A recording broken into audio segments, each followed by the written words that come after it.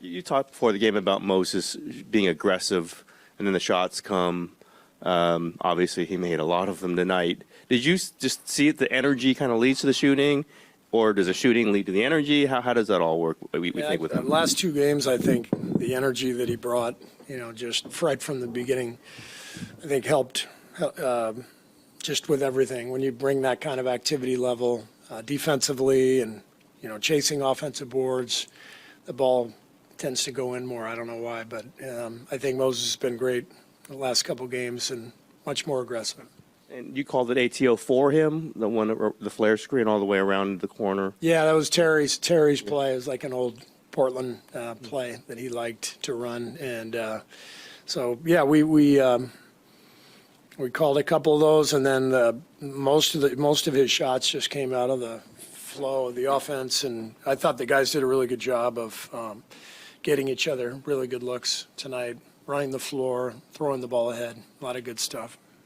Knicks take a 17-point lead pretty early on, and then Jimmy in that second unit comes in and gets the game back under control. What sort of changed after Jimmy and them sort of settled things down? Yeah, that was the key stretch of the game, to go from down 17 to only down 5 at the end of the first quarter. It just felt totally different. So they came in and turned up the heat defensively, got some turnovers, some transition hoops, and Jimmy is he was incredible tonight. I mean, he's so good. He's so dominant in a very subtle way. He just controls the game. He never turns it over. Creates shots for other people, and with the emergence of DeAnthony and Al, and the consistency that they're showing off the bench. Now we have a really, really good second unit around Jimmy, so it's fun to watch. Hey, Steve, just asked Steph whether he thought that the team is starting to get back to the place where you guys were last year, kind of heading towards the playoffs and in the playoffs. And he said that, the team still has a long way to go. I wonder just kind of what's your thoughts on where the team is compared to where you guys left off last year, and if you echo those sentiments.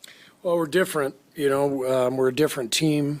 Last year we went on a great run, down the stretch of the season. Jimmy was only here for 30 games, and it just felt like a sprint. This is the marathon all year long.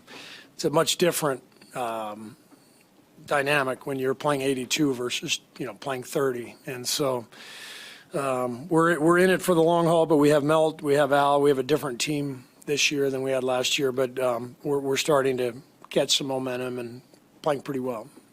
Steve, kind of following up on Tim's question about Moses, what does that do for that starting unit when he's making shots like he has the last two games? I mean, that's obviously a big part of his role in that group. Yeah, I mean, he's he's out there because he's a good defensive player, and he guards generally the best perimeter player right out of the gate, and then he's a very good three-point shooter. He went through a little bit of a cold spell, but catching fire the last couple games, and it's fun to see him shoot the ball like that. But yeah, I mean, you've got multiple playmakers out there in that starting lineup with Jimmy and Draymond and Steph. So he's going to find some open looks out there, and this is great when he can knock them down. It's a huge factor.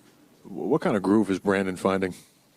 He's great. I mean, he's just playing with so much confidence. He does so many things out there. He's a secondary ball handler. He's a rebounder. He's a really good defensive player, better than people think, especially off the ball. He kind of creates a lot of chaos, just kind of roaming, but he's playing with a lot of confidence. And how's Guy doing? Guy? I talked to him at halftime. He said he didn't think it was a bad sprain, but I haven't talked to Rick yet, so we'll see. I don't have any update. I was wondering, what do you think is causing Brandon to play with more confidence? Is it just a matter of him making shots or a defined role? I don't know. The season is long, and all these guys are human. They go through ups and downs, and sometimes you're in rhythm, sometimes you're not. And young players especially go through a little more adversity. But he's been a really good player, since we got him as a rookie, and I think he's getting better. He's really in a good groove. Hey, Steve. The Athletic published an article today where they basically asked people in sports to rank 5 leaders that they most admired in 2025. You were first. Steph was third. What does Finally it mean beat Steph. Yeah, there you go. Yes. There you go. What does it mean to you to have that type of impact on your peers?